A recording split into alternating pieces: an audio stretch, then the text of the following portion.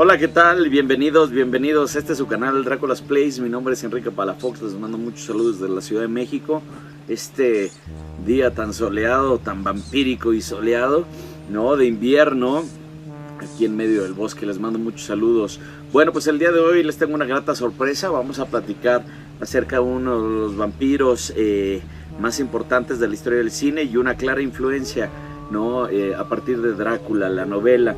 Del vampiro del que estamos hablando, y la película que estamos hablando en lo particular es de 1922, Nosferatu. Entonces quédense porque vamos a estar platicando acerca de todas las influencias, ¿no? Y relación que tiene con la novela de Drácula.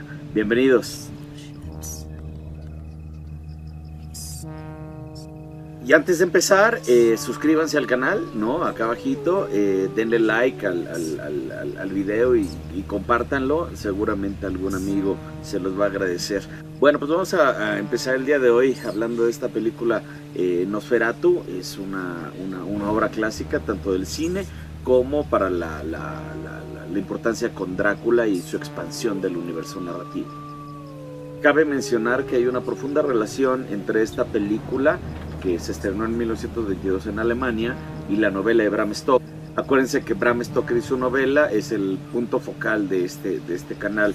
Entonces todo lo relacionado con su novela pues tiene que tratarse aquí. Entonces esta es una relación bien importante porque es la primera vez que se lleva la novela de Drácula a una adaptación fílmica. El asunto es que la compañía que llevó a cabo esta adaptación no tenía los derechos para filmar la obra de Bram Stoker. Bram Stoker ya había muerto. Acuérdense que él muere en 1912. Y esto es 10 años después, una década después.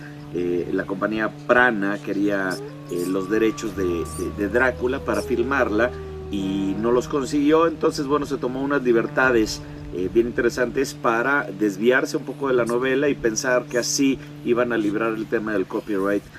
No fue así, y bueno, esa es una de las situaciones por las cuales el mito de Drácula ha crecido tanto al día de hoy, ¿no? Entonces vamos a ver las influencias y repercusiones que tiene la película de Nosferatu publicada. Es interesante la relación que hay con Nosferatu y la novela de Drácula, porque los productores de la película tenían una relación con los vampiros. Entonces en esta situación, en plena Primera Guerra Mundial, empiezan a buscar como relatos que tuvieran que ver con vampiros para poderlos llevar a hacer una película.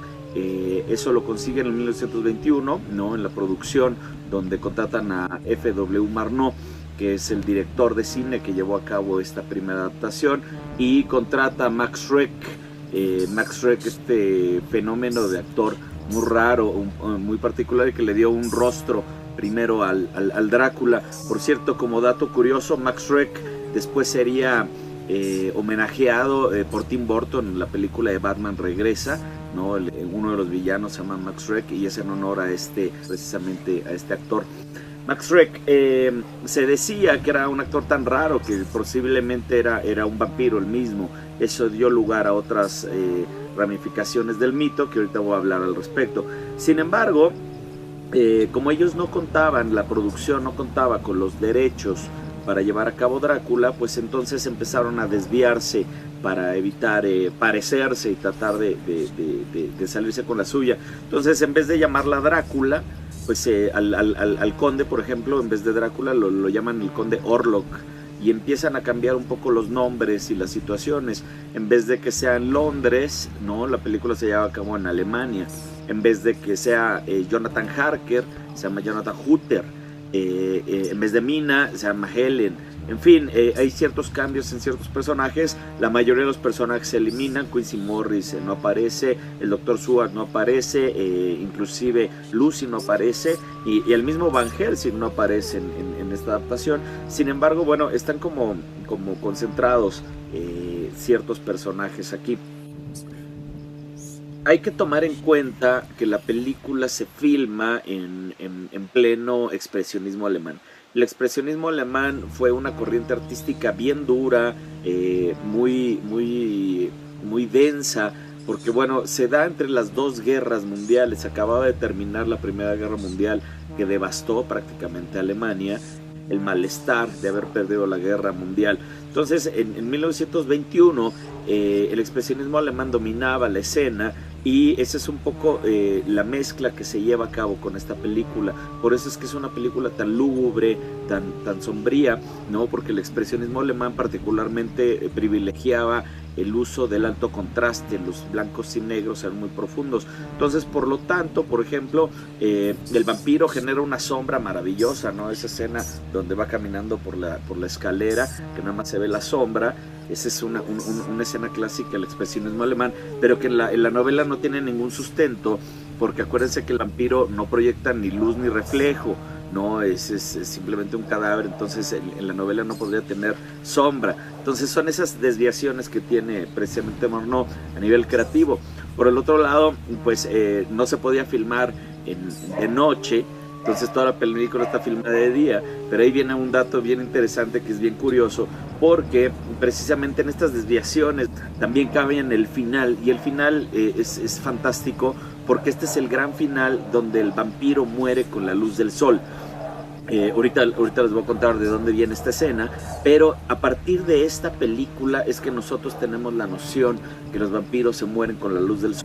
Acordémonos que en la novela Drácula puede caminar sin ningún problema en plena luz del sol en las calles de Londres, ¿no? Si acaso disminuye su poder con el sol, pero no muere de ninguna manera. Y sin embargo aquí sí, y aquí tenía que morir porque tenían que cambiar el final por las cuestiones estos de los derechos de autor. Entonces aquí sí sacan de la manga que el vampiro muere con la luz del sol, y entonces esta escena clásica se nos queda en el imaginario colectivo como que todos los vampiros mueren con la luz del sol. Y bueno, pues esta es una de las aportaciones de Nosferatu al mito del vampiro.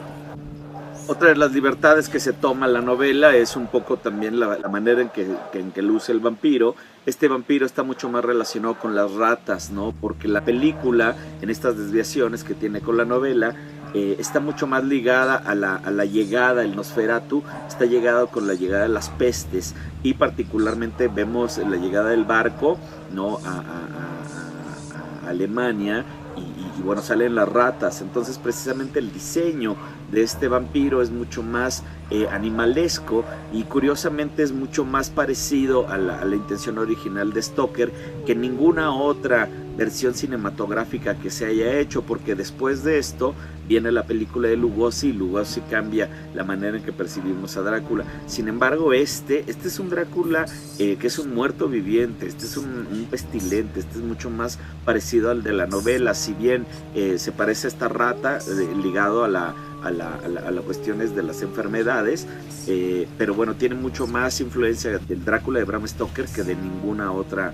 alternativa. Ahora, es bien interesante saber que, bueno, Bram Stoker mismo, antes de escribir la novela, se inspiró en las plagas, ¿no? de las enfermedades para escribir su Drácula. Entonces, de una u otra manera, este detalle de las ratas, la llegada de las plagas, y el mismo nombre Nosferatu, que significa el portador de plagas, pues está relacionado. Entonces ahí hay un vínculo directo con la novela. Otra de las aportaciones que tiene esta historia al mito de Drácula tiene que ver particularmente con el amor, con la obsesión, con la mujer. Esta película por primera vez se ensalza esta narrativa en donde el vampiro pierde la razón por una mujer, cambiando otra vez el relato para desviarse de la novela. Murnau lo que hace en la película es vincular directamente la obsesión del vampiro con Mina, que en este caso se llama Helen Hutter, ¿no? Porque la ve precisamente en una foto que trae Jonathan Hutter en el castillo. Esto después Francis Ford Coppola lo retomaría en su versión de Drácula, ¿no? Y es esta escena en donde vemos cómo Drácula ve el retrato de Mina y se vuelve loco por ella. Entonces va a buscarla. Esa narrativa aparece en la película de Murnau, que claramente no tiene ninguna referencia en el libro. En el libro recordemos que el Drácula no es un Drácula romántico, nunca se enamora y nunca persigue a ninguna de las mujeres de relato, simplemente son más vulnerables, y bueno, sí hay una cuestión sexual, implícita con ellas, pero de ninguna manera hay una cuestión de romance. Pero Nosferatu, bueno, pues sí trae el romance a la mesa, y bueno, finalmente es por eso que muere Drácula, porque está bebiendo de ella toda la noche, no se está alimentando de ella toda la noche hasta que le llega el amanecer y ya no puede regresar a su tumba, y por lo tanto muere con el sol. Y bueno, finalmente, donde viene otra relación interesante con la novela es con la viuda de Bram Stoker, Florence Balcom, después conocida como Florence Stoker, la cual tras el estreno de 1922 de esta película en Alemania, se llegó a enterar de manera anónima, ¿no?, que esta productora había utilizado como base la novela de su esposo, y entonces empezó a hacer una cacería, ¿no? Primero, cuando se dio cuenta que no había manera de lucrar con la película, porque la productora se gastó más dinero en la publicidad que en la misma producción, entonces no había manera de mover mucho el negocio con la película. Entonces, cuando no vio oportunidad, entonces se dedicó a cazar directamente todas las copias y a destruirlas.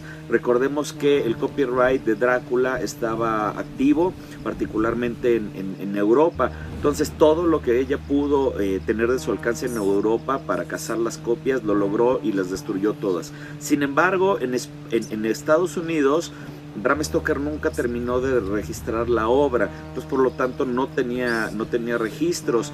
Y recordemos que, bueno, pues eran dos mundos distintos, Europa y Estados Unidos en ese entonces. No es como ahorita, que es un mismo mundo, ¿no?, y registra uno a nivel mundial, global. En ese entonces eran mundos distintos. Entonces la novela no tenía registros en Estados Unidos, por lo tanto sobrevivieron las copias que llegaron para allá, y es por eso que hoy por hoy tenemos acceso a esta gran película, pues que cambia el cine en todos los sentidos, porque no nada más pone estos detalles en el mito de Drácula, sino que a su vez encamina una nueva manera de hacer cine y genera una nueva manera de percibir al vampiro.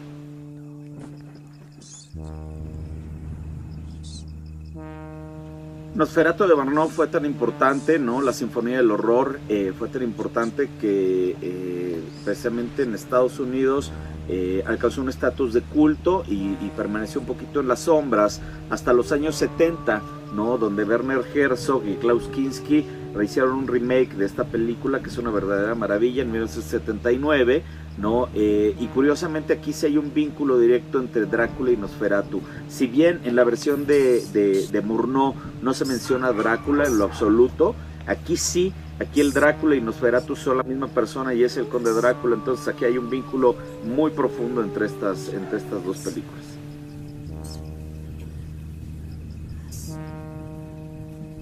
Bueno, y a la par que salió esta película en 1979, por el otro lado, también de inspiración directa de Nosferatu, en televisión se estrenó una adaptación del libro de Stephen King, Salem's Lot, también en 1979, ¿no?, con esta verdadera maravilla de serie que ahorita ya podemos encontrar en varios formatos, en donde aparece Mr. Barlow, que si bien en la novela se describe de una manera distinta, recordémonos que muchas de las adaptaciones de Stephen King a la pantalla tienen muchos cambios, y uno de esos cambios es la manera en que se describe a su vampiro. El vampiro de la serie de televisión es fantástico. Mr. Barlow es este Nosferatu literal, nada más azul, que tiene una presencia terrible, y yo creo que es uno de los vampiros más apegados otra vez al relato original de Stoker, porque bueno, Stephen King ha declarado en varias ocasiones que su Mr. Barlow está inspirado directamente en el Drácula de Bram Stoker.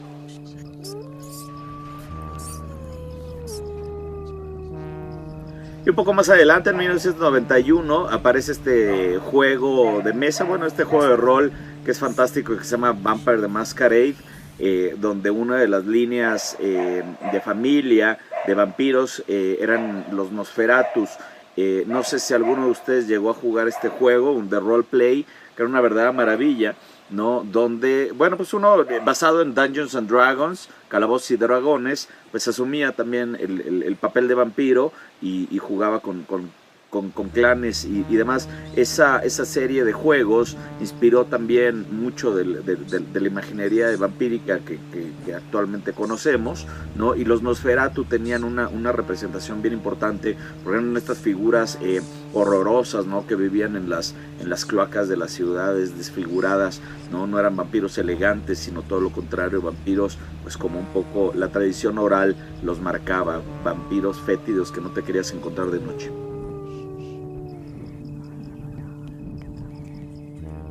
Otro Nosferatu que es una verdadera maravilla es William Dafoe en la película Shadow of the Vampire, ¿no? Estrenada en el año 2000 en Estados Unidos. Una verdadera maravilla porque sale William Dafoe como Nosferatu, como Max Schreck, ¿no? En esta leyenda, ¿no? Que se decía que Max Schreck era tan raro que probablemente era un vampiro. Bueno, pues ellos retoman esa leyenda y lo hacen un vampiro real.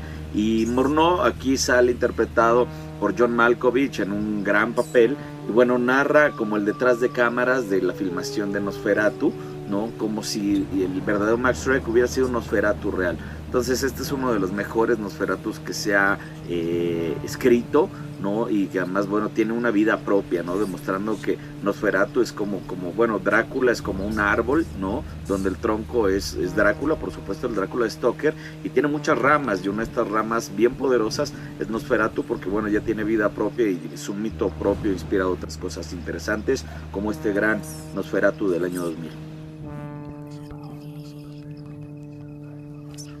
Y bueno, finalmente tenemos este gran Nosferatu que es una verdadera joya, como pocas cosas no existen allá afuera, que es Petyr, el vampiro estrenado en 2014, de la película What We Do in the Shadows de Taika Waititi, ¿no? La cual es una parodia de vampiros, evidentemente, que mezcla muchos Dráculas y mezcla muchos vampiros en una casa, como si estos vivieran juntos, ¿no? Como homies, como roomies, ¿no? En Australia. Y bueno, pues estos vampiros que tienen un poco de Vlad el Empalador, está este Nosferatu que vive en el sótano, que pronto muere y bueno, tiene más de 8000 años. Es una verdadera obra de arte y de las últimas representaciones de Nosferatu en el cine. Vale mucho la pena esta película, se los recomiendo muchísimo.